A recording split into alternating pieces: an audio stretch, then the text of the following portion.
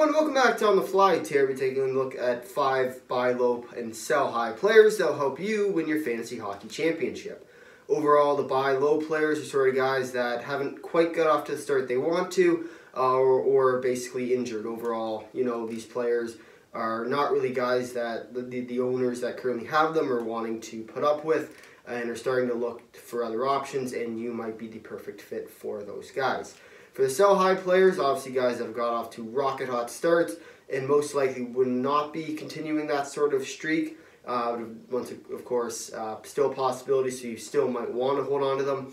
But overall, typically now is about the right time to get rid of them at their highest point to try and maximize their value. So we'll take a look first with the buy low players, starting with Brian Rust, who has played 2 games this year. 1 goal, no assists, no penalty minutes, and 7 shots on goal. He is currently on the injured reserve, and he's probably week to week with a lower body injury. But this is really a guy who you're not necessarily looking for the current value. You're looking for him in, say, a month, 2 months, once Crosby, Malkin, Letang, all these guys start coming back. And really, is a player that is pretty solid. I'd put Gensel in the same thing. Not a ton of name value out of Pittsburgh. And is really a guy who's going to put up top line numbers. Last year had a really solid year, and I think he'll probably be better than that this year, especially with the injured reserve. He'll be that much more easier to get. Obviously, most fantasy managers aren't looking to keep a guy on the injured reserve who isn't a star player like a Matthews, like a Draisaitl, like a McDavid, and are probably looking to get rid of him right now in order to get somebody a little bit better. But overall, I think if you can get Rust for pretty cheap, it's not a bad pickup for you, and he will most likely be probably a top 20 forward in the league by the end of the year in terms of fantasy production. Looking at number 2, and I'm kind of putting 2 guys in here, but I'm going to put Matthews down as number 1. So Matthews had 3 games played, 0 goals, 0 assists, -2 ±, 0 penalty minutes, and 17 shots on goal. So Matthews and Marner, as of now, have not got off to the greatest of starts. And I think it is important to note that Matthews is going to be a lot harder to pick up. But if you can pick up Matthews, he will be the goal scorer for you. If you're looking for a guy for assists, Marner would be yours. But overall, I think either of these guys could be pretty solid pickups for your team. Nice cheap options. Obviously, they haven't quite got off to a great start. But I think with Matthews and Marner, you pick one of them, and you can probably get them for not as high as what they should be. I'm not saying you're going to get them nice and cheap, say like a Rust, but overall you could definitely get one of these guys at, say, a mid-round sort of pick. And I think if you could do that, definitely a steal. And obviously Matthews isn't going to be the easiest guy to achieve. But if you can get him for less than, say, what you would have drafted him for, I think it will be an absolute steal for you. Looking at the 3rd player on this list, we're going to go with Connor Hellebuyck. So he's been a little bit struggling recently. 5 games started, 2 wins, .886 save percentage, and a .380 goals against average. So this is another goalie that's sort of been struggling. I think with him, obviously he does have a lot of name brand value. So it'll be a little bit difficult to acquire him, and especially with fantasy managers that only have 1 goalie. But I think if you can acquire him, it's definitely going to be worth it. He will sort of bounce back over the next few weeks or so, get his goals against a little bit lower, save percentage a lot higher. So he will be a good pickup for you if you can get him. He has been a little bit hot recently. His last 2 games he's been playing decently, not great but not terrible as well. So I think he will be another solid pickup for you in the goaltender position. 4th player on this list will be Jacob Shikrin. So Shikrin put up 5 games played, 0 goals, 0 assists, -9 ±, 16 penalty minutes, and 18 shots on goal. So with Shikrin, he hasn't quite got off to the start he wanted to. Pretty lousy numbers, if I do say so myself. And he hasn't got his power play minutes as well. So once he starts getting those power play minutes that he will be getting probably within the next 5 games or so, his numbers will start to rise, and I think it will be important to grab him as quick as possible because, once again, if you can get him early on before he starts going, you can get him for a lot cheaper than he originally would be. Moving on to the last player on this list, and this is another sort of cheap move off the IR, will be Nikita Kuchara. 3 games played, 1 goal, 3 assists, +0 for the plus-minus, 0 penalty minutes, and 9 shots on goal. And he is on the injured reserve, obviously. Tampa is trying to cap their, kind of tangle with their cap right now. So they put him on the LTIR, and he will be a good player if you pick him up early. Obviously, he's not going to be what he's worth at the draft. Being on the IR, probably gone for, say, a month or so. So he will be someone definitely to take a look at. I don't know whether or not you want to keep him per se, but I think if you can buy him nice and low, once again, sort of that mid-round, late-round, or not mid-round, mid-round, early-round pick, he will be well worth it in the long run. Moving on to the sell high players. Once again, these are guys that have got off to great starts and probably won't be continuing that, so it is well worth it to definitely well worth it to sell them now, nice and high. Whether or not they do keep it going for a while, you might want to keep them. If you think they will, definitely hold on to them. Don't sell them right away. But most of these players, I think, will start to sort of even out, especially as they move down and later into the season. They'll sort of come back to where they should be. Most of these guys aren't necessarily top players, because obviously top players are a little bit harder to get rid of at sell high positions. But overall, these are guys that probably were mid-late round picks, but are playing right now as top round picks. So if you can sell them as they've been playing right now, definitely do it. Really, one player on here with Kyle Connor, I think, deserves that top round pick, and I think you could get it for him because he's one of their top players. But we'll take a look at number 1 with Igor Shesterkin. So 4 games, 3 wins, 9.53 save percentage, and a 1.47 goals against average.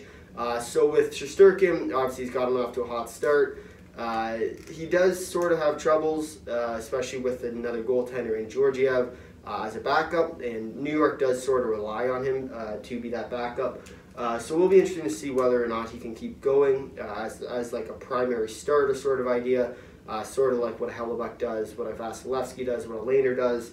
But overall, I think it is important to take note of where Shesterkin is in terms of his depth chart. If he can continue to sort of win it over Georgiev, I think he might be worth keep holding on to.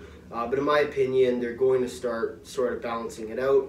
And the Rangers are a team that sort of needs their both goalies to be hot and ready, especially for the playoffs. And that's sort of where they envision themselves in March and May and all these other months that are playoff months. But moving on to number 2 with Tyler Vertuzi.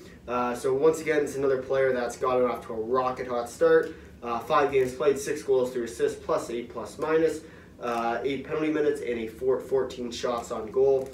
So obviously, once again, a guy nobody really had on the radar, but I do think he is quite the player and really is going to get you pretty solid value in return. The one part that I will say, and this is why I do like trading him early, is that he will not be playing in Canada games. He has not received his COVID-19 vaccine. So you do have to sort of take note of that, playing in the Atlantic Division.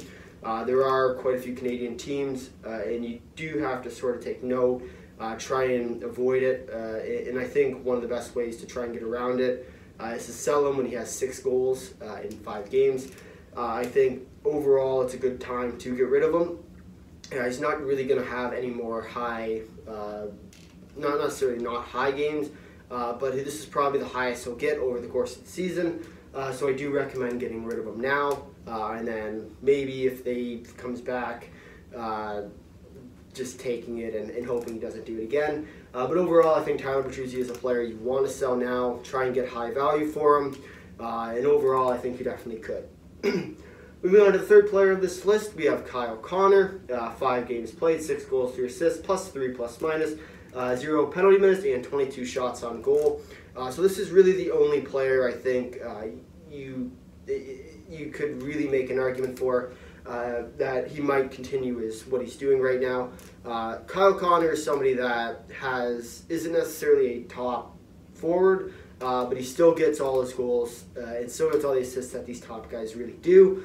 Obviously, he's not a lot of name brand value coming out of Winnipeg, not really being a top-line player, sort of a really underrated guy. But overall, I think just the way he plays, he scores a lot of goals, and could really get you some good value, especially for a player that isn't really known and has a lot of production right now, had a lot of production last year. I think you could definitely take him early, and I think with that, I think it's a well guy to sort of sell now. Well, he's nice and high, obviously. 9 points in 5 games is really appealing to most managers. So if you get rid of him now, I say do it, especially for really high value. I'm not saying drop him for necessarily a low round pick, a mid round pick. I think if you're trading Connor, you want to try and get maximum value, so maybe make it a 2-for-1 for one of these top sort of players, like a Hedman, maybe a top forward, like a Matthews, for example, like a Marner. I'm not even sure you do Kyle Connor for Marner right now until Marner figures it out. But that moves us on to number 4 with another sort of defenseman that really shouldn't be where he is right now. And it's out of a place where not many games get streamed, so these fantasy managers haven't actually looked at what Kevin Shattenkirk has been doing with 6 games played, 3 goals, 3 assists, a +1, 6 penalty minutes, and 10 shots on goal. So with Kevin Shattenkirk, there is a little bit of an issue. Obviously, he's getting all these points, but what people don't actually see is that he is actually on the second power play unit, and they're scoring a lot on the second power play unit, but he's not really the top defenseman on the team. So if you can get rid of him now, if you have him on your team, definitely get rid of him right now. You're going to get quite a bit of value for him, especially to sort of managers that only look at stats right now, only look at the last 6 games. You could definitely get a lot of value for him. And I think especially for most managers, they do look at what they've done instead of how they're getting it. So with Kevin Shattenkirk not being on the top power play unit, it is difficult for him to get and really uphold what he's been doing for the last 2 weeks. And I think if you can sort of get rid of him for a mid-round pick, I think it's well worth it in the end. Which now we'll move on to the 5th and last sell now player with Tristan Yari. So Yari is somebody who I personally have, and I think all 3 of my leagues. So far he has 4 games started, 3 wins, 9.43 save percentage, and a 1.47 goals against average.